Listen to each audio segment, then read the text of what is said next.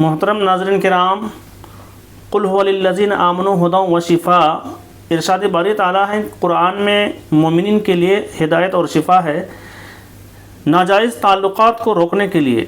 اگر کسی عورت کا خاوند کسی دوسری عورت سے ناجائز تعلقات رکھتا ہو یا حرام کی کمائی گھر میں لاتا ہو تو اسے باز رکھنے کے لیے 11 دن تک کنٹینیو 141 یعنی 141 ٹائم اس دعا کو کسی کھانے کی چیز پر پڑھ کر دم کر کے کھلاتے رہیں۔ آیت کریمہ یہ ہے، بسم اللہ الرحمن الرحیم، قل لا يستوي الخبيث والطيب ولو أعجبك كثرة الخبيث فاتقوا الله يا أولي الألباب لعلكم تفلحون۔